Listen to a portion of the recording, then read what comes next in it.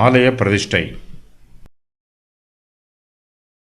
அப்பொழுது இஸ்ரவேல் புத்திரரும் ஆசாரியரும் லேவியரும் சிறையிருப்பிலிருந்து வந்த மற்றவர்களும் தேவனுடைய ஆலய பிரதிஷ்டையை சந்தோஷமாய் கொண்டாடினார்கள். தேவனுடைய ஆலயத்தின் பிரதிஷ்டைக்காக 100 காளைகளையும் 200 ஆட்டுக்கடாக்களையும் 400 ஆட்டுக்குட்டிகளையும் இஸ்ரவேல் கோத்திரங்களுடைய இலக்கத்தின்படியே இஸ்ரவேல் அனைத்தின் பாவ நிவாரண பலிக்காக 12 வெள்ளாட்டுக் கடாக்களையும் பலியிட்டு, மோசேயின் புஸ்தகத்தில் எழுதியிருக்கிறபடியே அவர்கள் எருசலேமில் உள்ள தேவனுடைய ஆராதனைக்கென்று ஆசாரியரை அவர்கள் வகுப்புகளின்படியும் லேவியரை அவர்கள் முறை வரிசைகளின்படியும் நிறுத்தினார்கள். கர்த்தருடைய ஆலயம் கட்டி முடிக்கப்பட்டிருக்கிறது. சிறையிருப்பிலிருந்து எருசலேமுக்கு திரும்பி வந்த யூதர்கள் தாங்கள் கட்டின ஆலயத்தை கர்த்தருக்கு பிரதிஷ்டை பண்ணுகிறார்கள். கர்த்தரை ஆராதிப்பதற்காகவும் அவருடைய பரிசுத்தமான ஊழியங்களை நடத்துவதற்காகவும் கர்த்தருடைய ஆலயம் கட்டப்பட்டிருக்கிறது. கட்டப்பட்டிருக்கிற கர்த்தருடைய ஆலயத்தை அவருடைய நாம மகிமைக்காக பிரதிஷ்டை பண்ண வேண்டும். இந்த ஆலயம் எந்த நோக்கத்திற்காக கட்டப்பட்டிருக்கிறதோ அந்த நோக்கத்திற்காக கர்த்தருடைய சமூகத்திலே ஒப்புக் கொடுக்க வேண்டும். கர்த்தருடைய ஆலயத்தில் கர்த்தருடைய நாமத்தை மகிமைப்படுத்தும் காரியங்கள் மாத்திரமே நடைபெற வேண்டும். ஆலய கட்டிடத்தில் உலக பிரகாரமான பயன்பாடுகளோ அல்லது கர்த்தருடைய நாமத்தை மகிமைப்படுத்தாத வேறு எந்த காரியங்களோ நடைபெறக்கூடாது. கட்டப்பட்டிருக்கிற கர்த்தருடைய ஆலயத்தை கர்த்தரை கனம் பண்ணுவதற்காக அர்ப்பணிக்க வேண்டும். கர்த்தரை ஆராதிக்கும் ஆராதனைகள் அவருடைய ஆலயத்தில் நடைபெற வேண்டும். அப்பொழுது இஸ்ரவேல் புத்திரரும் ஆசாரியரும் லேவியரும் சிறையிருப்பிலிருந்து வந்த மற்றவர்களும் தேவனுடைய ஆலய பிரதிஷ்டையை சந்தோஷமாய் கொண்டாடுகிறார்கள். ஆலயத்தை பிரதிஷ்டை பண்ணும்போது ஆசாரியரோடும் லேவியரோடும் இஸ்ரவேல் புத்திரரும் சேர்ந்து சந்தோஷமாய் கொண்டாடுகிறார்கள்.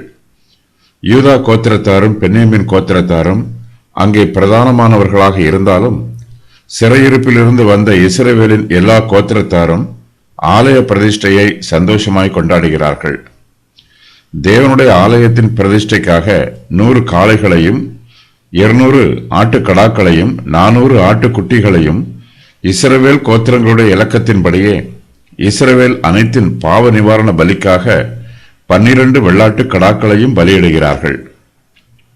சாலமோன் கர்த்தருக்கு ஆலயத்தை கட்டினார். அவர் தேவனுடைய ஆலயத்தை பிரதிஷ்டை பண்ணிய போது ஏராளமான ஆடுகளையும் மாடுகளையும் சர்வாங்க தகன பலியாக செலுத்தினார்.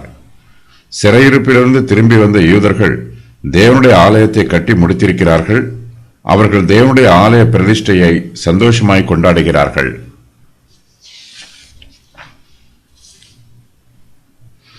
இந்த பிரதிஷ்டை வைபவத்தில் பலியாக செலுத்தப்படுகிற ஆட்டுக்குட்டிகளின் எண்ணிக்கையை சாலமோன் பலியாக செலுத்தின ஆட்டுக்குட்டிகளின் எண்ணிக்கையோடு ஒப்பிடக்கூடாது. சாலமோன் ஆயிரக்கணக்கான ஆடுகளை ஆலய பிரதிஷ்டையின் போது சர்வாங்க தகன பலியாக செலுத்தினார். சிறையிருப்பிலிருந்து வந்தவர்களிடத்தில் திரளான ஐஸ்வர்யம் இல்லை. ஆனாலும் அவர்கள் தங்கள் திராணிக்கு தக்கதாக பலிகளை செலுத்தி ஆலய பிரதிஷ்டையை சந்தோஷமாய் கொண்டாடுகிறார்கள். தேவனுடைய ஆலய பிரதிஷ்டையை சந்தோஷமாய் கொண்டாடும் போது அவர்கள் மோசேயின் புஸ்தகத்தில் எழுதியிருக்கிறபடியே அவர்கள் எருசலேமில் உள்ள தேவனுடைய ஆராதனைக்கென்று ஆசாரியரை அவர்கள் வகுப்புகளின்படியும் லேவியரை அவர்கள் முறை வரிசைகளின்படியும் நிறுத்துகிறார்கள். ஆசாரியர் லேவியர் ஆகியோரின் 24 வகுப்புகள் மறுபடியும் ஆரம்பிக்கப்படுகிறது. இந்த வகுப்புகளை பற்றி மோசேயின் பிரமாணத்தில் கூறப்படவில்லை. ஆனால் 1 நாளாகமம் 24, 25 ஆகிய அதிகாரங்களில் கூறப்பட்டிருக்கிறது. இவை தேவாலய ஆராதனையின் ஒரு பகுதியாயிற்று. தேவாலய ஆராதனையை பற்றி மோசேயின் பிரமாணத்தில் கூறப்பட்டிருக்கிறது. சாலமோனுடைய நாட்களிலே ஆலயத்தில் ஆராதனைகள் ஆடம்பரமாக நடைபெற்றது. இப்போது அப்படிப்பட்ட ஆடம்பரமான ஆராதனைகள் நடைபெறவில்லை. ஆனாலும் சிறையிருப்பில் இருந்து திரும்பி வந்த யூதர்கள் கர்த்தரை ஆவியோடும் உண்மையோடும் தொழுது கொள்கிறார்கள். பரிசுத்தமே கர்த்தருடைய ஆலயத்தின் மெய்யான அழகாயிருக்கிறது.